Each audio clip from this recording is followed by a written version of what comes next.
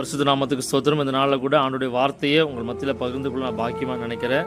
So இந்த நாளில் கூட ஆண்டுடைய வார்த்தையை எதை தியானம் பண்ணலாம்னு சொல்லிட்டு ப்ரேயர் பண்ணும்போது ஆண்டவர் அழகான ஒரு வார்த்தையை கொடுத்துருக்கிறாரு. ஸோ இந்த வீடியோ பார்க்குற ஆண்டுடைய பிள்ளைகளும் சரி, ஆண்டு அறியாத பிள்ளைங்களும் சரி, தயவுசெய்து இந்த வார்த்தையை கேளுங்க. ஸோ ஏசாப்புடைய ஸ்பெஷாலிட்டி என்னென்னா நல்லா தெரிஞ்சுக்கோங்க. ஆண்டு அறிஞ்ச பிள்ளைங்களுக்கு தெரியும், ஏசாப்பு அறிஞ்ச பிள்ளைங்களுக்கு. ஸோ ஏசாப்பு அறியாத பிள்ளைங்களுக்கு சொல்கிறேன், அவர் ஒடுக்கப்படுகிறவர்களை, அதாவது இந்த உலகத்தில் நீ வேணான்னு சொல்லிட்டு ஒதுக்குறவங்கள தூக்கி எடுக்கிற தெய்வம். ஸோ அசுத்தமானவனை சுத்தப்படுத்துகிற தெய்வம்.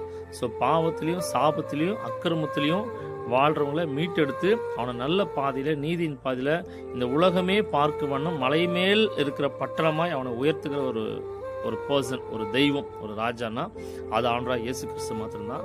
அவருடைய ஸ்பெஷாலிட்டியே அந்த ஒடுக்கப்படுறவங்க, கஷ்டப்படுறவங்க, நிந்திக்கப்படுறவங்க, கைவிடப்பட்டவங்க, தூஷணமாக பேசுகிறவங்க, ஏளனமாக பேசுகிறவங்க, இந்த உலகத்துக்கு வேணான்னு சொல்லிட்டு தள்ளப்படுறவங்க தான் ஆண்டவர் தூக்கி நிறுத்தி அழகு பார்ப்பார். ஸோ இதில் ஒரு இதுக்கு ஏன் இந்த வார்த்தை ஏன் இன்னைக்கு நான் பேசுகிறேன்னா, இந்த உலகத்தில் நிறைய பேர் நிறைய நேரத்தில் ஏதாவது ஒரு காரியம் நம்ம செஞ்சுட்டா ஒதுக்குறாங்கல்ல. பட் பைபிளில் அந்த மாதிரி உலகமே ஒதுக்குச்சு, உலகமே வேணாம் சொல்லிச்சு, உலகமே கண்டுக்கல ஒரு பர்சனை. ஆனால் ஆண்டவர் கண்டுக்கினார். அந்த மகளை வச்சு தான் அவர் திட்டத்துக்கு ஒரு பெரிய பிளானே போட்டார். நான் சொல்கிறது புரியுதுங்களா?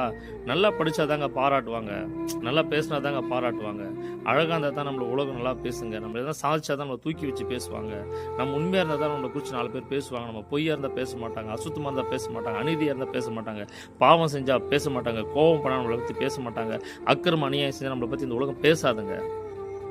ஆனால் ஒட்டுமொத்த உலகமும் என்னை வரைக்கும் ஒரு மகளை குறித்து பேசுதுன்னா எடுத்து வாசிங்க. நல்ல அழகான சாப்டர் யோசுவா 2ஆம் அதிகாரம். ஸோ யோசுவா 2ஆம் அதிகாரத்தில் 11ஆம் வசனத்தில் எடுத்து வாசி பாருங்கள். அதில் ஒரு மகளை குறித்து சொல்லும். ஸோ அவங்க நம்ம மகள்னு சொல்கிறோம், ஆண்டோடும் சொல்கிறாரு. பட் ஆனால் வசனம் ஏசாப்புடைய வார்த்தை அழகாக சொல்லுது, ராகாப் என்னும் வேசி. ஸோ வேசினா உங்களுக்கு தெரியாது ஒன்றும் இல்லை, விபச்சாரம். ஸோ ராகாப் என்னும் விபச்சாரியை கர்த்தர் தெரிந்து கொண்டார். அவருடைய தரிசனத்துக்கு, அவருடைய வெளிப்பாடுக்கு, கர்த்தர் செய்ய போகிற மகிமையான காரியத்துக்கு பாருங்கள். நல்லவங்களை தெரிஞ்சுக்கலுங்க, அவர் நீதிமான தெரிஞ்சுக்கலுங்க. ஸோ பரிசுத்தமாக பர்ஃபெக்டாக இருக்கலாம் ஆண்டு தெரிஞ்சுக்கலுங்க. உடைக்கப்பட்டவனை, ஒன்றுமே பிரயோஜனம் இல்லாதவனை, அழுக்கானவனை, துன்மார்க்கனை, பாவியிலும் பிரதான பாவியானவனை, ஸோ விபச்சாரம் பண்ணப்பட்டவனை, வேசித்தனம் பண்ணப்பட்டவனை, அவர் விட்டு தூரம் போனவனை ரொம்ப நேசிக்கிறான்ற நம்ம ஏன் சொல்கிறோம் பார்த்தீங்களா? அவருடைய தரிசனத்திற்கு, அவருடைய வாழ்க்கையின் மகிமையான காரியங்களை செய்கிறதுக்கு ஒரு முத்திரை மோதிரமாய் ராகாப் என்னும் வேசி ஆண்டு தெரிஞ்சுக்கிட்டாருங்க.